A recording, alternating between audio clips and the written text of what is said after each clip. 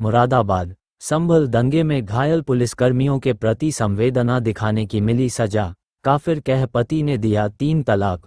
Police में शिकायत। मुरादाबाद में एक मुस्लिम महिला को उसके पति ने सिर्फ इसलिए 3 तलाक दे दिया है क्योंकि उसने संभल में हुए उपद्रव के दौरान पुलिस कर्मियों पर हो रहे पथराव के वीडियो देखकर उसे गलत बताया और अपनी प्रतिक्रिया उनके पक्ष में दे दी थी। पीड़िता का आरोप है कि उसके पति एजाजुल आबादीन ने काफिर कहते हुए 3 तलाक दिया है, जिसकी शिकायत उसने एसएसपी से की है और न्याय की गुहार लगाई है।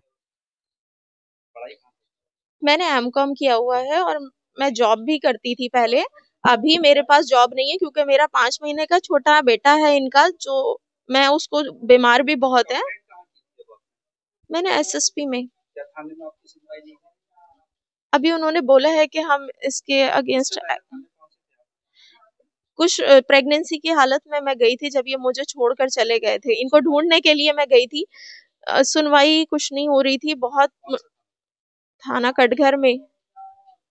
क्या नाम आपका? मेरा नाम निदा। निदा, क्या पूरा मामला है? आपने आपकी तरफ से एफआईआर की गई है, कप्तान साहब के पास गए थे आप, क्या पूरा मामला है? मेरे हस्बैंड के पास मैं उनसे बात करने गई थी। काफी टाइम से मैं उन्हें ढूंढ रही थी। वो 31 अक्टूबर से मुझे छोड़कर लड़ाई झगड़ा कर कर हाथापाई उन्होंने मेरे साथ की और चले गए। और मैं उनको परेशान होकर ढूंढ रही थी कि बेटे की तबीयत खराब है, मेरे पास पैसे भी नहीं है इलाज के। मैंने काफी लोगों से उनसे बात भी कराई कि उनको बात करें, उनसे बात करके बोलें कि बेटा बहुत बीमार है, उसको इलाज की जरूरत है, उसके दूध के भी खर्चे हैं, 5 महीने का बेटा है हमारा। तो उन्हें किसी की परवाह नहीं है। मैं उनके फिर ऑफिस गई। कई बार ऑफिस जाने पर वो मिल नहीं पा रहे थे, मिलना नहीं चाहते थे, तो मैं उनका बाहर ही वेट करती रही कि ये ऑफिस आएंगे या जाएंगे तो मैं इनसे तभी बात कर लूंगी। और तभी वेट करते हुए मैं ऐसे ही टाइम पास करने के लिए मोबाइल में यूट्यूब चला रही थी। और क्योंकि मुझे संभल जाना था, एक फंक्शन भी अटेंड करना था, तो मैंने सोचा पता नहीं हालात वहाँ के ठीक है, जाना चाहिए या नहीं। तो मैं वीडियो रैंडमली देख ही रही थी। उन्होंने बोला ये क्या है और ये सब क्यों देख रही हो?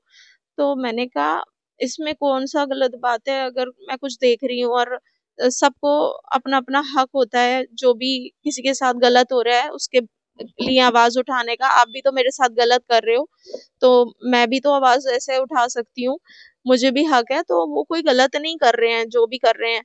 अगर उन्हें भी अपना बचाव का हक है। और कहीं ना कहीं मैं किसी का साथ नहीं दे रही कि वो सही है या गलत है। मुझे दुख है जो उन लोगों के साथ हुआ, लेकिन इस जगह कोई भी इंसान होता, अगर उसके ऊपर कुछ बुरा हो रहा होगा तो वो भी अपने हक के लिए लड़ेगा।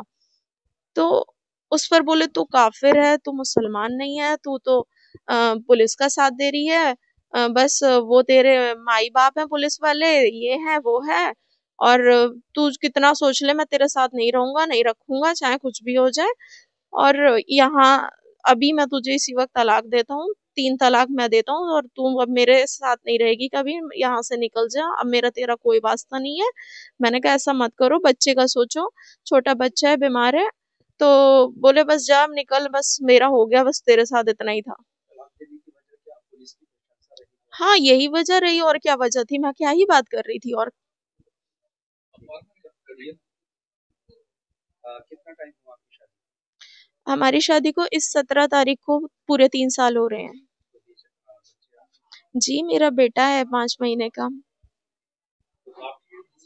जी मेरी दूसरी शादी थी। मेरे पहले हस्बैंड अब नहीं है इस दुनिया में। मेरे पहले हस्बैंड से 3 बच्चे हैं।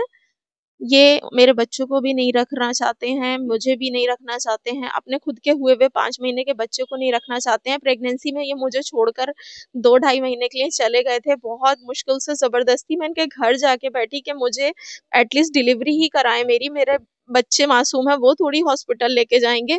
तो ये अपनी खाला के यहाँ छुपे हुए थे, तो 6 दिन में ये वापस आ गए।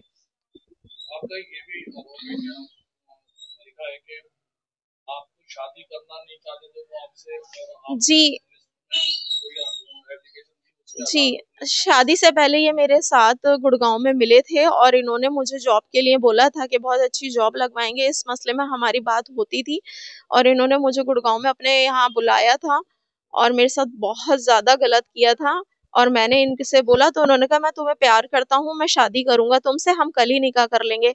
और ये निकाह के नाम पर मेरे साथ गलत करते रहे। 2-3 महीने के बाद फिर इन्होंने मेरे से निकाह किया। जब मैंने इन्हें बोला आपने मेरे साथ बहुत गलत किया है, मैं इसके लिए आवाज उठाऊंगी, तब इन्होंने मेरे साथ निकाह किया।